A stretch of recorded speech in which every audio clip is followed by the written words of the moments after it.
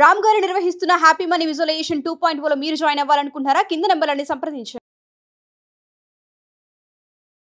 Hello Ram sir. Hi Naraju. Visualization 2.0 happy మనీలో previous వీడియోలో మీరు వెల్త్కి రిచ్కి ఉండేటువంటి డిఫరెన్స్ని చాలా డీటెయిల్డ్గా మైన్యూట్ లెవెల్ నుంచి చెప్పారు.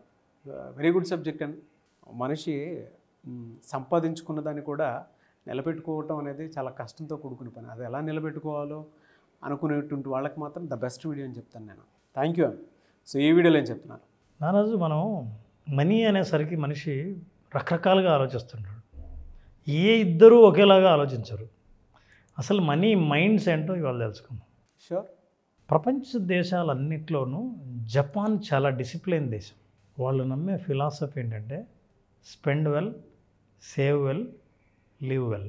ఖర్చు పెట్టు కానీ పొదుపు చేయి, జీవితాన్ని బాగా ఆనందించు.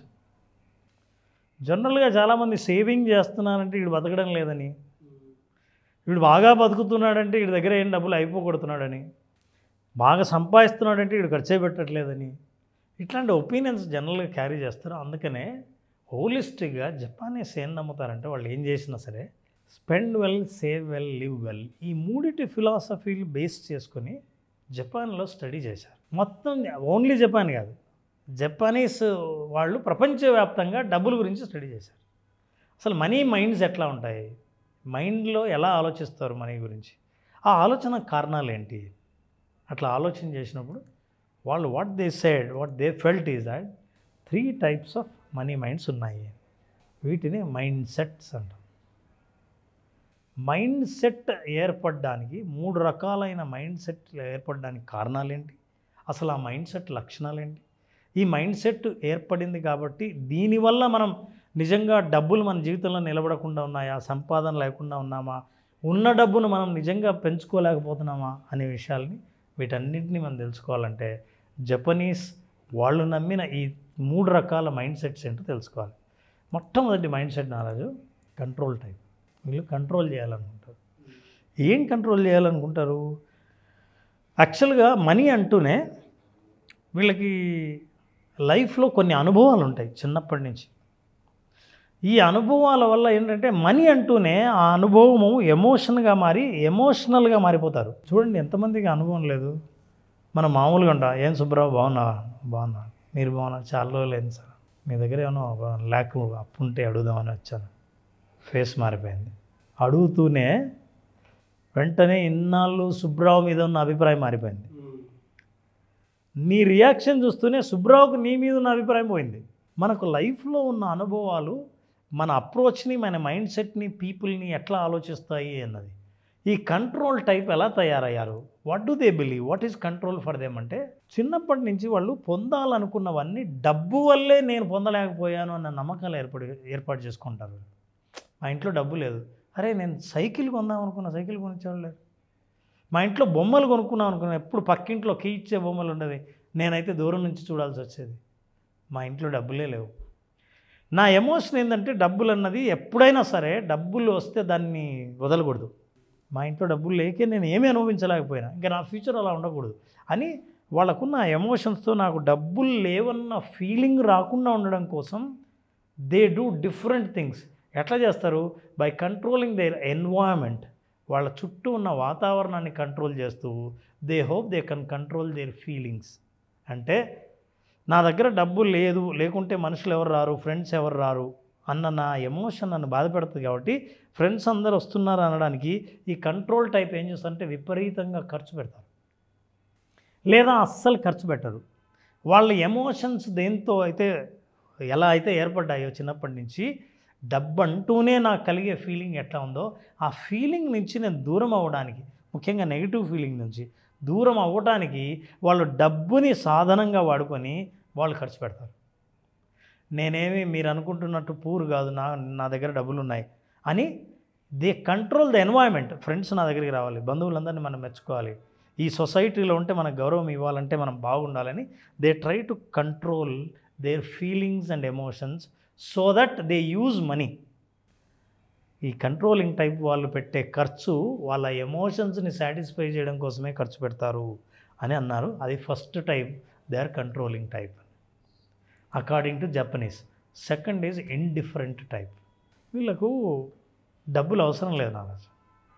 అవసరం లేదంటే డబ్బుల గురించి మాట్లాడు. ఆల్మోస్ట్ లైక్ డబ్బుతో సంబంధం లేని జీవితాలు గడుపుతుంటారు. నువ్వు అంటుంటావు ఏంటి డబ్బుతో సంబంధం లేదని. కొన్ని సాధారణమైన ఫ్యామిలీస్ ఉంటాయి. ఎట్లాంటి ఫ్యామిలీస్ అంటే ఒక మిడిల్ క్లాస్ జాబ్ చేస్తుంటారు, గవర్నమెంట్ జాబ్ చేస్తుంటారు, లేదా ఒక చిన్న జాబ్ ఉంటుంది. వాళ్ళకి ఎంత చదవాలో చదువులకు తగిన డబ్బులు వస్తుంటాయి, ఇంటి అవసరాలకు తగిన డబ్బులు సంపాదిస్తుంటారు. ఏదైనా ఫంక్షన్ వస్తే కరెక్ట్గా డబ్బులు ఉంటాయి, శాలరీ సరిపోతుంది. కొంచెం పిల్లలు పెద్ద అయ్యేసరికి ఈయన రిటైర్ అయితే ఆయన పిఎఫ్ వస్తుంది. వాళ్ళు సంపాదించే డబ్బులు వాళ్ళకి డబ్బుల గురించి ఎలా అనే ప్రశ్నను వచ్చే అవకాశమే లేకుండా జీవిస్తుంటారు.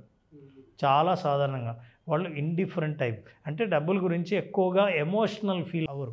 అరే నాకు కావాలా డబ్బులు సంపాదించ అని అనుకోరు, డబ్బులు వద్దు అని అన్నారు. వీళ్ళు డబ్బులతో పెద్ద జీవితాన్ని ఏకం చేయరు. ఒక ఫంక్షన్ చేయాలంటే చేద్దాం, ఎలా చేయాలో అలాగే చేద్దాం, ఎందుకంటే కరెక్ట్గా ఫంక్షన్ చేయాలంటే ఎంత కావాలో అంత ఉంది, ఇబ్బంది ఏం లేదు. మరి నెక్స్ట్ మంత్ ఇంకోటి ఉంది, పర్లేదు అప్పుడు నేను సంపాదిస్తా. సాధారణ ఉద్యోగులు, ఒక ఎంప్లాయీ ఎలా ఉంటాడో అలా ఉంటాడు. అయితే వీళ్ళతో ప్రాబ్లం ఏంటంటే వాళ్ళు డిస్టర్బ్ అయ్యేది ఎప్పుడంటే సడన్గా అవసరాలు ఏదైనా, హాస్పిటల్ అవసరాలు ఏదైనా వస్తే ఎక్కడున్నదంతా తీసుకురావాల్సి వస్తుంది. వీళ్ళు ఇండిఫరెంట్ టైప్ ఏంటంటే అవసరం బలంగా లేదన్నాళ్ళు వీళ్ళ నడుస్తుంది, బాగుంటుంది. చాలామంది అట్లనే ఉంటారు డబ్బుల గురించి ఆలోచించకుండా. అయితే వీళ్ళు ఎప్పుడంటే డిస్టర్బ్ అయ్యేది పియర్ ప్రెషర్ ఉంటుంది. పక్కన అందరూ డబ్బుల గురించి మాట్లాడుతున్నారు, అందరూ సంపాదిస్తున్నారు, అందరూ రియల్ ఎస్టేట్ చేస్తున్నారు, అందరూ యూఎస్ వెళ్తున్నారు, ఇట్లాంటివన్నీ ఇన్స్పైర్ చేస్తాయి ఎవరినైనా. ఇండిఫరెంట్ టైప్ అయితే దూరంగా ఉంటారు. ఇండిఫరెంట్ టైప్ అయితే డబ్బులకు పెద్ద ఎమోషనల్ ఫీల్ అవ్వరు. ఇది సెకండ్ టైప్. వాళ్ళ దగ్గర మీరు ఏదైనా మార్కెట్ చేయాలన్నా, మీరు వాళ్ళ దగ్గర బిజినెస్ ప్రపోజల్ మాట్లాడాలన్నా వాళ్ళు ఏమాత్రం ఇన్స్పైర్ అవ్వరు, స్టేబుల్గా ఉంటారు. This is second type. ఈ second type they are comfortable with money, they enjoy working all the time. పని చేస్తూ ఉంటారు, ఇబ్బంది ఏం లేదు, చేసిన నాళ్ళు నడుస్తుంది, నా అవసరాలు కూడా అట్లే ఉన్నాయి, లగ్జరీ ఇవేమీ ఆలోచించను, లైఫ్ని మాత్రం సగటుగా నడుస్తూ పోతుంటుంది. అందుకని దాని గురించి ఎక్కువగా ఆలోచించాల్సిన అవసరం లేదు. Third type fear type. వీళ్ళకి భయం డబ్బులు అంటే. అందుకే చాలామంది సరే మనందరం పార్టీకి వెళ్దాం, ఇగో నువ్వు ఖర్చు పెట్టి మొత్తం ఖర్చు చెప్పండి, నాకు డబ్బులు ఇవ్వకు, అమ్మో డబ్బులు ఎవరికైనా నాకు మాత్రమే ఇవ్వకు. ఎవరైనా చూస్తానండి నేను, ఏమండి అందరం ఇప్పుడు కమిటీ ఎన్నుకున్నాము, మీరు ట్రెజరరా, నాకు మీరు ఏ పోస్ట్ అయినా ఇవ్వండి కానీ ట్రెజరర్ మాత్రం ఇవ్వకండి. నేను ఊరు వెళ్తున్నానండి, నా దగ్గర డబ్బులు ఉన్నాయి, మీ దగ్గర ఉంచండి, నేను మళ్ళీ వచ్చి తీసుకుంటాను. వద్దండి, నా దగ్గర ఉంటే ఖర్చు అయిపోద్ది. భయం వాళ్ళకి డబ్బులు అంటే. అది నా దగ్గర నుంచి వెళ్ళిపోతుంది, నేను ఖర్చు పెడతా, సరిగా హ్యాండిల్ చేయలేను, అది ఉంటే నా దగ్గర ప్రమాదం, నాకు ప్రమాదం, డబ్బుకు ప్రమాదం అని భయపడతారు.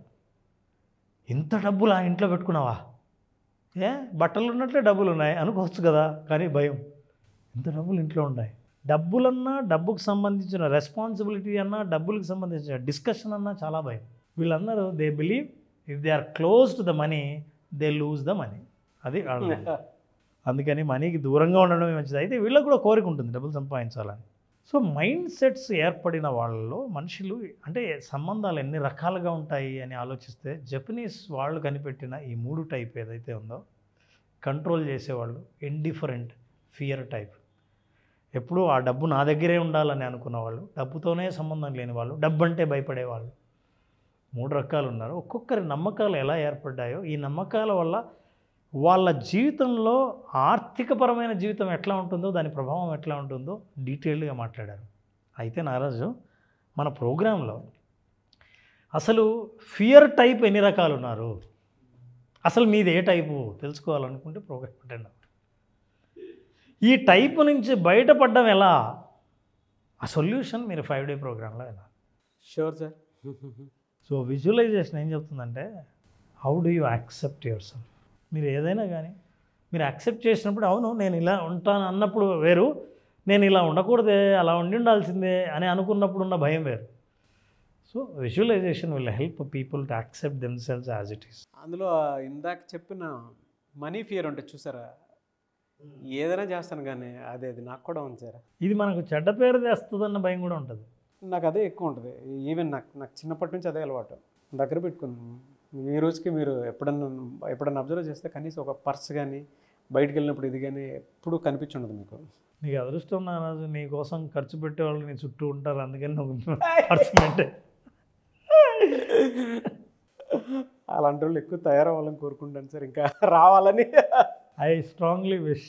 ఎప్పుడు సార్ మళ్ళీ క్లాస్ ఎప్పుడు ఉండే అవకాశం ఉంటుంది? నారాజు, విజువలైజేషన్, పర్టికులర్లీ విజువలైజేషన్ 2.0 అని మనం హ్యాపీ మనీ పేరుతో విజువలైజేషన్ ప్రోగ్రామ్ చేస్తున్నాం. ఈ programme 16th June 16th start అవుతుంది.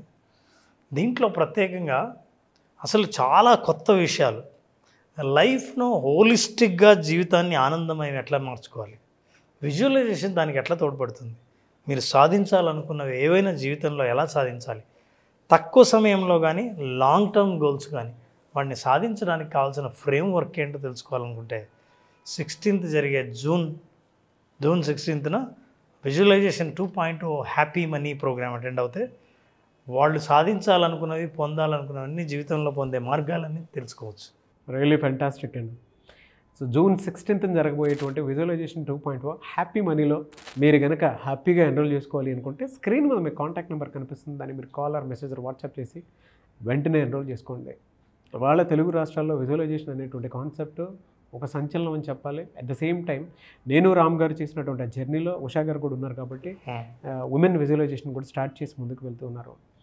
Benefits at the same time కెరీర్కి సంబంధించినటువంటి ఆపర్చునిటీస్ని ఎలా గ్రాప్ చేశారు, ఆలోచనల్ని అటువైపుగా ఏ విధంగా షిఫ్ట్ చేస్తున్నారని చెప్పడానికి, మనలో ఉండేటువంటి ఇన్నర్ పొటెన్షియల్ బయటికి తీసుకురావడానికి ఉపయోగపడే ఒకే ఒక వెపన్ ఏదైనా ఉంది అని అంటే విజువలైజేషన్.